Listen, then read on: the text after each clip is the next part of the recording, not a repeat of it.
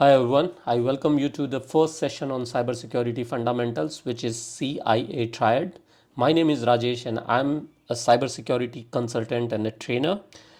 This is going to be the most important cybersecurity topic. So if you are already in cybersecurity or planning to make a career move in cybersecurity, this is one of the most fundamental topic that you must know to have a better understanding of your day-to-day activities in cyberspace. But why?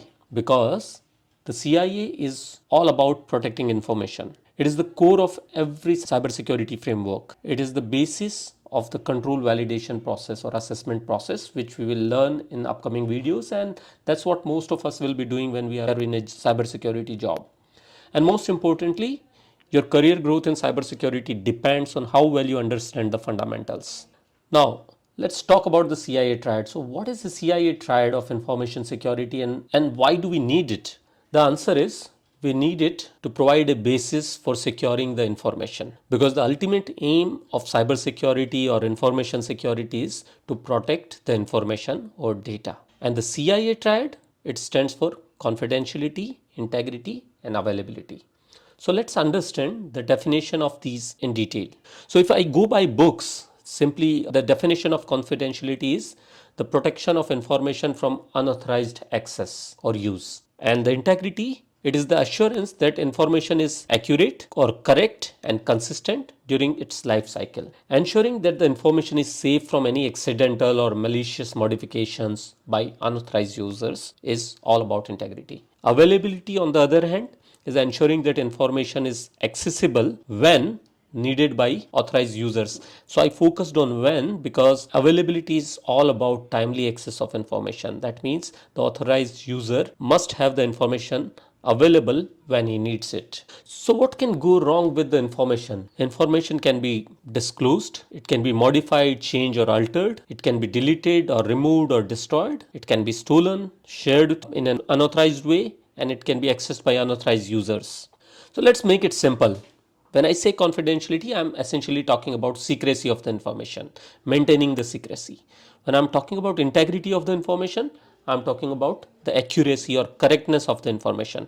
And when I talk about availability, I'm essentially talking about timely access of information, obviously to authorized users. So let's understand it with a very simple example. What is breached here in these cases, which we discussed in the last slide? So when the information is disclosed to unauthorized users, we can say that the secrecy has been breached and confidentiality has been breached. When it is modified, changed, or altered, the integrity has been changed.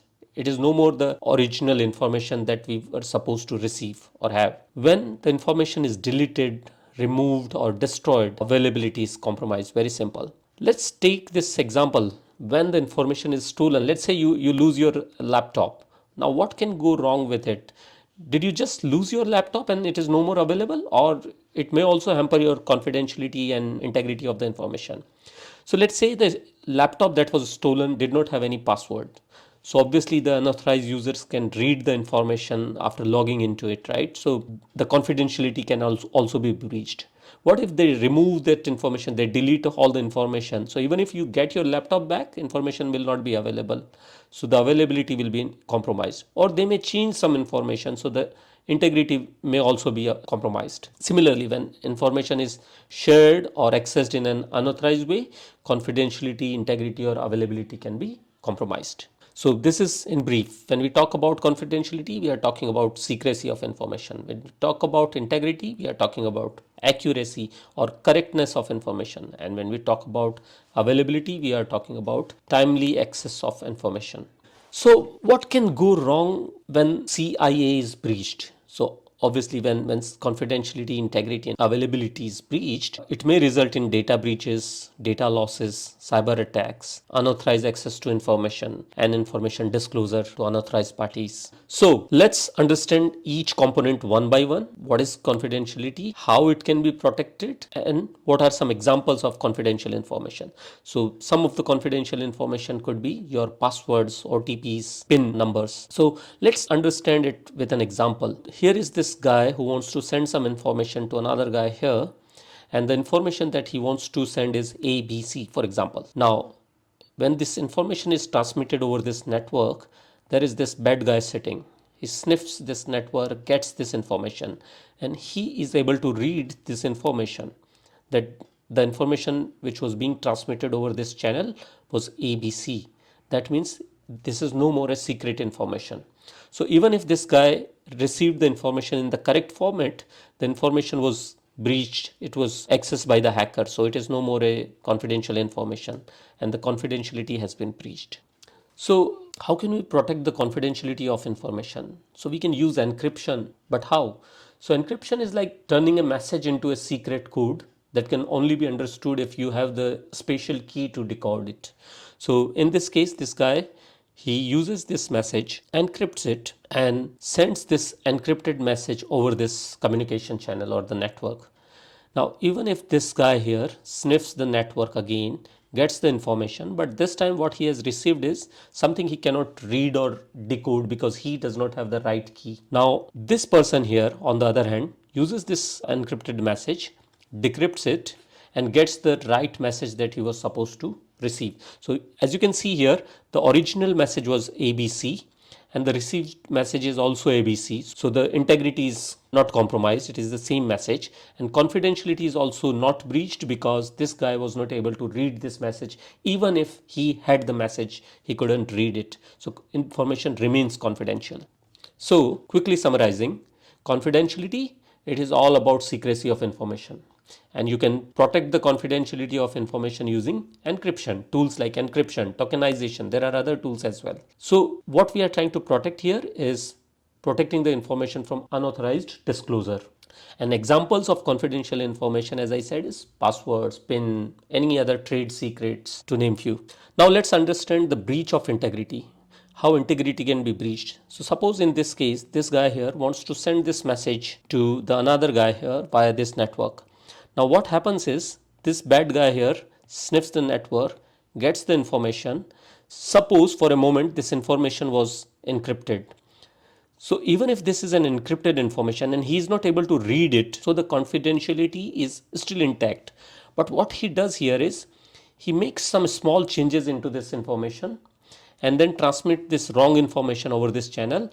And this guy here, what he receives is AKC, which is different from what the original information was. So as you can see, even if the information is delivered to the right person, it is modified or changed. So that's where we say the integrity of the information has been compromised. Now, before I explain how we can protect the integrity of the information, let me explain you what hashing is, because hashing is used to protect the integrity of the information. In very simple words, a hash function is a one-way function wherein you input any file and it generates you a 16-digit hash.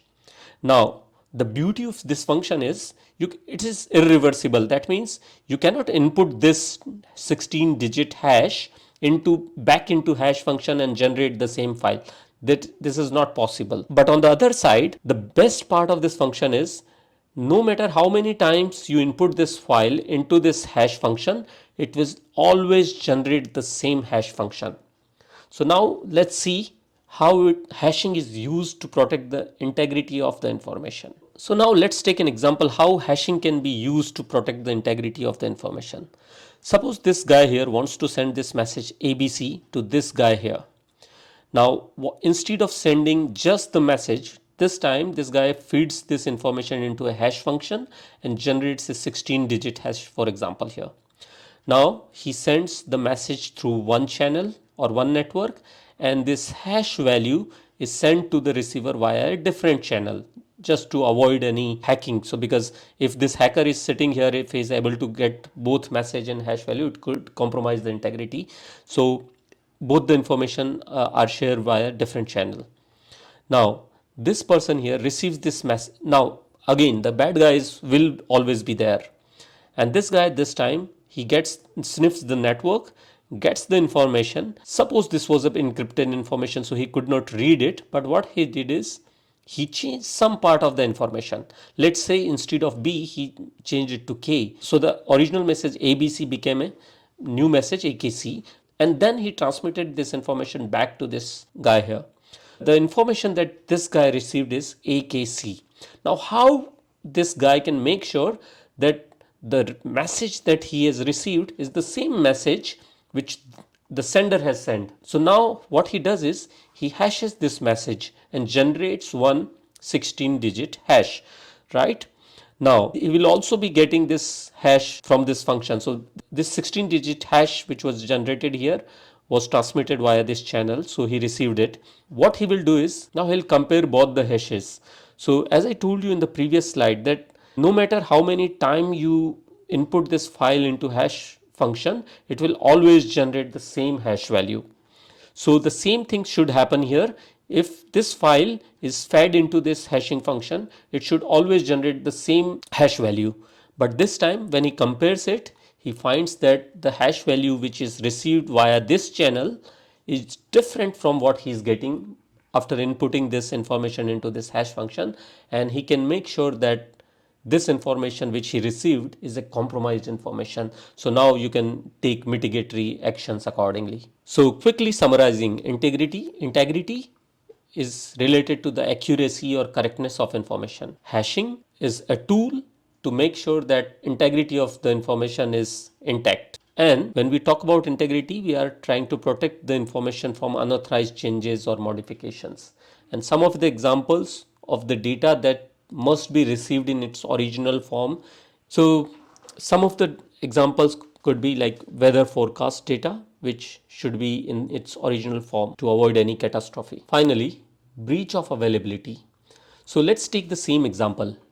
This guy wants to send this message ABC to this guy, but there is this hacker sitting in and he places a DDoS attack and makes sure that the network goes down. So what will happen is this guy will not be able to receive the information sent by this guy, because availability is all about making sure that the information is accessible when the authorized user needs it. But in this case, it has not been the case. So the availability has been breached. So now the question is, how do we protect the availability? So the availability of the information can be protected by load balancing, for example, or having multiple duplicate networks or duplicate channel of communication. So for example, if this guy, he sends this message via one channel and the same message is sent by another channel, you can always make sure that this guy will always receive the information. Even if one network is down, he may get this information from another channel. So this is how you protect the availability. So quickly summarizing everything, availability is all about timely access of information. You can protect the availability of information via load balancing or by using alternate communication channels. And availability is compromised when information is not available to the authorized user or it has been deleted. Some of the examples where availability plays a critical role is your e-commerce web server. So let's say this is you are running a company and there is a Christmas sale or a New Year sale and the server goes down. You may make a lot of financial losses in those cases, right? So this is why it is important to protect the availability of information or information resources. So finally, feel free to follow me on LinkedIn by scanning this QR code, or you can also click on the link which I have given in the video description. Thank you so much. I'll see you in the next video.